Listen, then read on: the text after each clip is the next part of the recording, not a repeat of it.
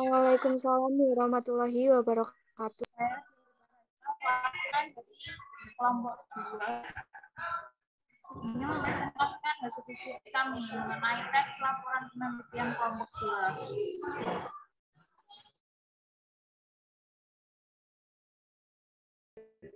Kelompok saya menganggotakan yang pertama dari Mawala, yang kedua Deni Samanda, yang kedua Bila Monica, yang keempat Dewi Sukasari, yang kelima Devi Aprilia.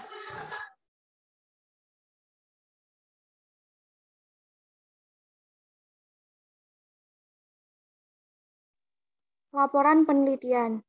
Laporan penelitian atau laporan kegiatan yang dimaksudkan di sini adalah laporan pada umumnya, yaitu bahwa setelah peneliti atau pelaksana kegiatan melaksanakan penelitian atau kegiatan, mereka harus menyusun laporan. Akan tetapi, pada konteks studi Anda, laporan penelitian dan laporan kegiatan mempunyai genre makro secara khusus, sesuai dengan jenjang pendidikan dan jenis kegiatan yang relevan dengan kehidupan akademik Anda. Next.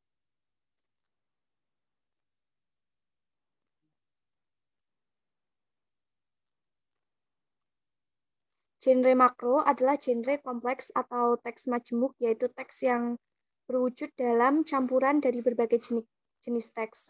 Contoh genre makro: negosiasi, editorial, iklan, brosur, surat, proposal, artikel ilmiah, dan pidato.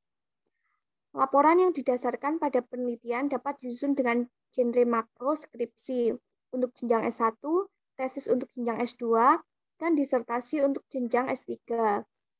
Selain itu, laporan penelitian juga dapat dinyatakan dengan genre makro artikel ilmiah atau yang akan Anda pelajari pada bab 5. Di pihak lain, laporan kegiatan tidak disusun berdasarkan penelitian, tetapi berdasarkan kegiatan. Misalnya latihan kerja atau job training, magang, internship, seminar, lokakarya, pentas seni, dan kegiatan kemahasiswaan yang lain. Mahasiswa yang terlibat dalam kepanitiaan dituntut untuk menulis laporan setelah mereka menyelesaikan kegiatan-kegiatan tersebut.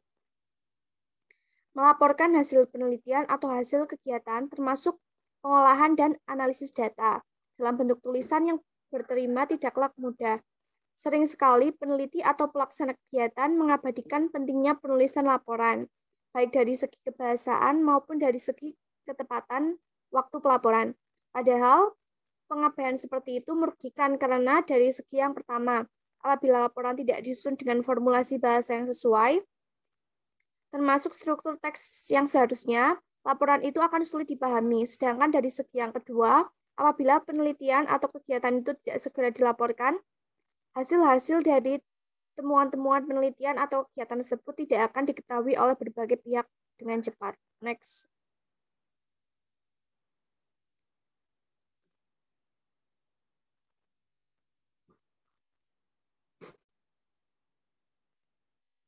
Satu, menelusuri model teks laporan. Laporan penelitian dan laporan kegiatan disusun menurut struktur teks tertentu.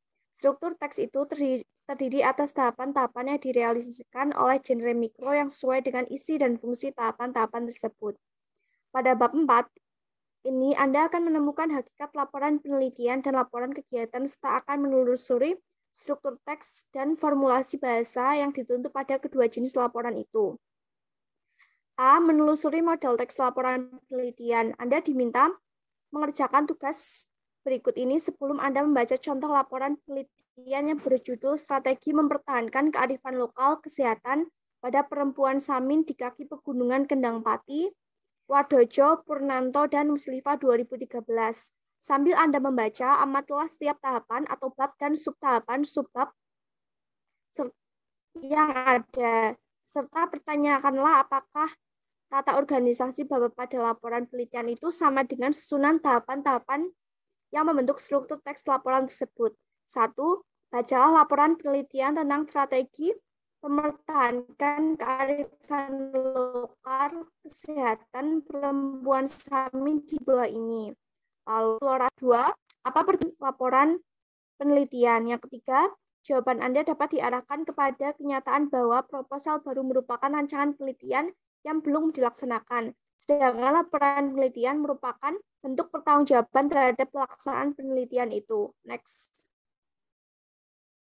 Abstrak. Abstrak merupakan bagian yang sangat penting dalam laporan penelitian. Kenyataan itu tampak jelas pada definisi yang dikemukakan oleh The American National Standard Institute dalam CAC 2007, bahwa an abstract is an abbreviated accurate representation of content of document preferably prepared by its author for publication with it.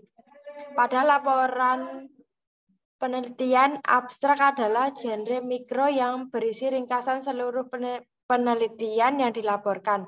Pada konteks ini, abstrak juga disebut ringkasan atau intisari.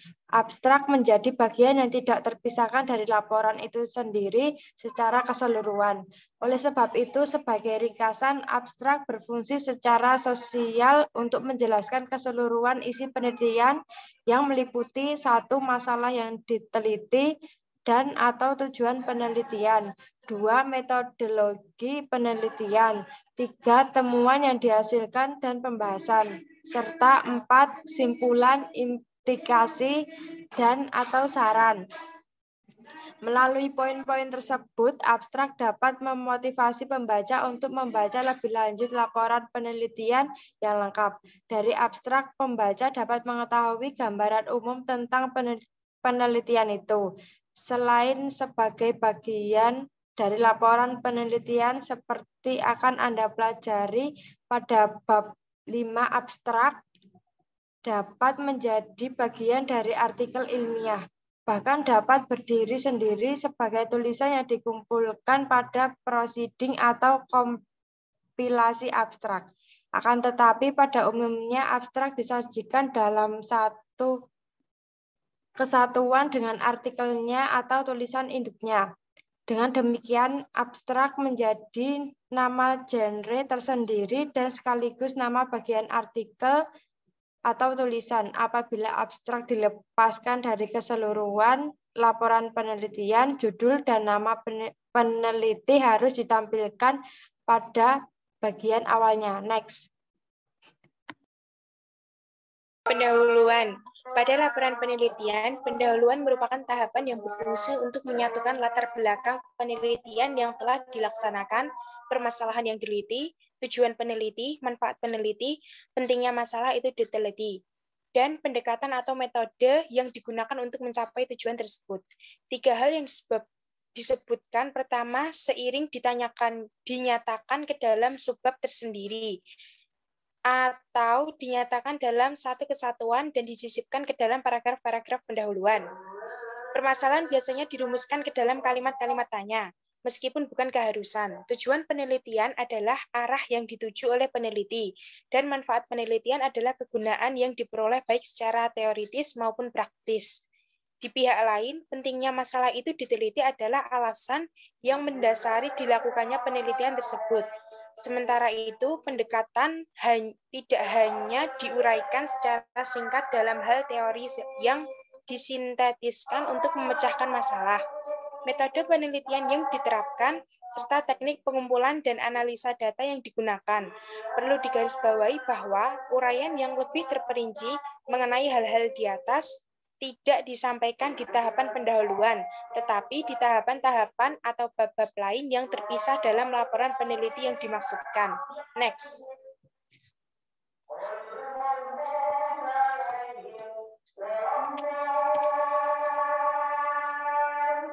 Perlu digarisbawahi bahwa melalui tahapan pendahuluan, pembaca diharapkan sudah mengetahui isi dan arah peneliti secara keseluruhan. Tahapan pendahuluan juga sepadan dengan tahapan penutup, karena permasalahan yang diteliti dijawab pada tahapan penutup yang meliputi simpulan dan saran atau implikasi itu.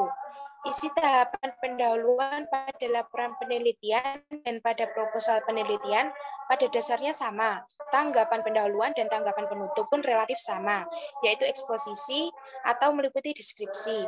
Perbedaan ini di antara keduanya terutama terletak pada orientasi waktu. Pendahuluan pada proposal penelitian menggambarkan rencana yang akan dikerjakan, sehingga modalitas dan penanda waktu yang akan datang banyak digunakan.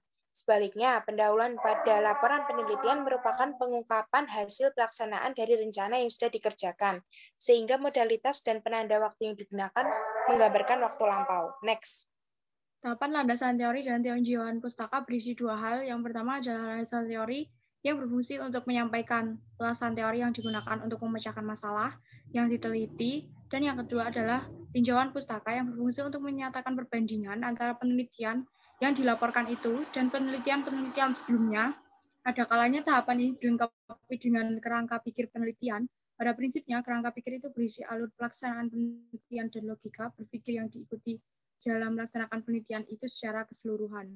Genre mikro yang digunakan adalah ulasan atau review seperti telah Anda pelajari pada bab 2. Ulasan adalah genre mikro yang mengandung beberapa genre mikro, akan tetapi yang paling penting pada subtahapan landasan teori adalah bahwa teori yang digunakan untuk memecahkan masalah penelitian dirumuskan dengan mengevaluasi keunggulan dan kelemahan sejumlah teori yang ada dengan membanding-bandingkan melalui genre mikro diskusi atau eksposisi di pihak lain dengan genre mikro yang sama pada subtahapan tinjauan pustaka. Sejumlah penelitian terdahulu yang terkait ulasan dan dibandingkan dengan penelitian yang dilaporkan ini pada poin ini dinyatakan bahwa kekurangan-kekurangan pada penelitian yang terdahulu atau GAP dapat ditutup dengan temuan-temuan penelitian yang dilaporkan itu.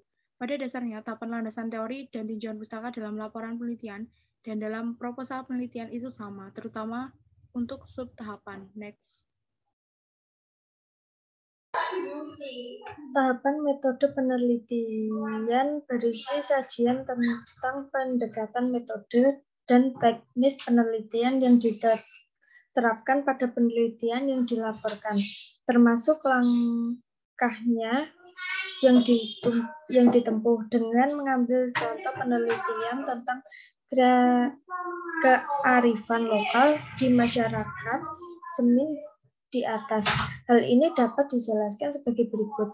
Pendekatan teoritis yang dipilih dalam penelitian tersebut adalah pendekatan sosiologis, antropologis yang dikemukakan oleh Malinowski dan Talcott-Persson, sedangkan pendekatan penelitian adalah pendekatan kualitatif. Metode yang digunakan terkait dengan tata cara pelaksanaan penelitian yang meliputi lokasi penelitian, Desa Beturajo, Kecamatan Sukalilo, Kabupaten Pati, jenis penelitian. Hasil penelitian dan pembahasan. Tahapan hasil penelitian dan pembahasan terdiri atas dua hal yang berbeda. Hasil penelitian dan pembahasan pada laporan penelitian, kedua hal itu dapat dijadikan satu bab dengan nama hasil penelitian dan pembahasan, atau dijadikan dua bab masing-masing dengan nama hasil penelitian dan pembahasan. Biasanya Anda melihat bahwa uraian tentang hasil penelitian dan pembahasan pada laporan penelitian dinyatakan pada bab 4 apabila kedua hal itu dijadikan satu, atau pada bab 4 dan bab 5 apabila kedua hal itu dipisah seperti yang dicontohkan di bawah ini. Genre mikro yang digunakan untuk mengungkapkan tahapan hasil penelitian dan pembahasan adalah deskripsi atau meliputi laporan dan diskusi atau meliputi eksplanasi. Next. Tahapan itu merupakan tahapan terakhir pada struktur teks laporan penelitian. Tahapan ini biasanya mengandung dua unsur, yaitu simpulan dan saran. Selain kedua unsur itu, implikasi penelitian juga sering dimasukkan ke dalam tahapan tersebut. Pada dasarnya, simpulan merupakan ringkasan dari temuan penelitian. Di pihak lain, simpulan harus segaris dengan tujuan penelitian, karena dari simpulan diketahui bahwa tujuan penelitian itu tercapai atau tidak. Selanjutnya, berdasarkan temuan-temuan penelitian tersebut, saran diajukan, saran berisi masukan tentang tindakan yang dilakukan baik secara teoretis maupun praktis. Adapun implikasi adalah konflik biasanya mengandung dua unsur, yaitu simpulan dari temuan tersebut. Dengan memperhatikan saran dan implikasi suatu penelitian, seorang peneliti sering mendapatkan dimasukkan ke dalam tahapan tersebut. yang lain dalam baru itu dari temuan penelitian. jam latar belakang dari bahan ulasan. Karena dari kesimpulan diketahui bahwa tujuan penelitian itu tercapai atau tidak. Selanjutnya, berdasarkan temuan-temuan penelitian tersebut, saran diajukan. Saran berisi masukan tentang tindakan yang seharusnya dilakukan baik secara teoritis maupun praktis. Adapun indikasi adalah konsekuensi logis yang timbul sebagai akibat dari temuan-temuan tersebut.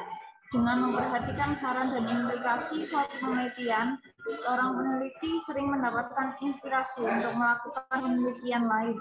Dalam merancang proposal penelitian yang baru itu, isi penelitian yang menjadi inspirasi tersebut dapat mempertajam latar belakang masalah dan sekaligus menjadi bahan ulasan pada.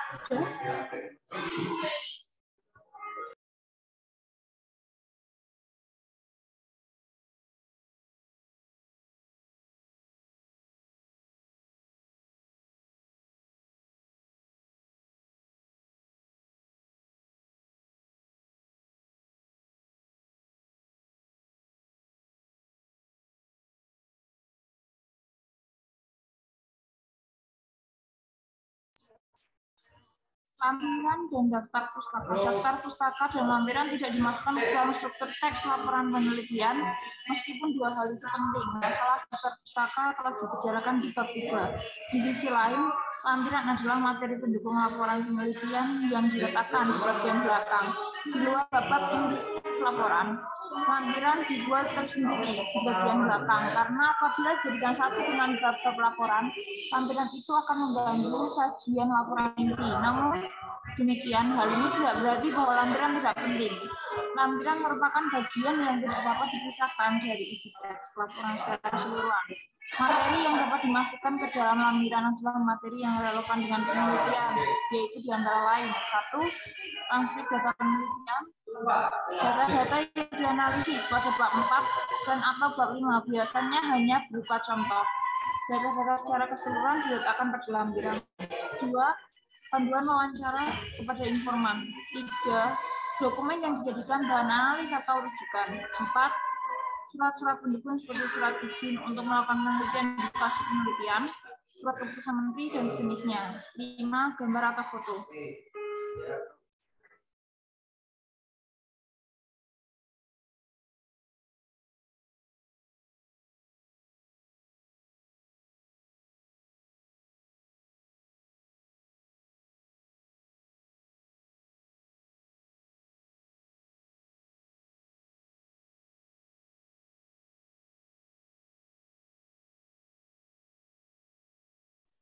Sekian dari kelompok kami. Apabila ada kesalahan kata ataupun kekurangan dari materi kami, mohon maaf yang sebesar-besarnya.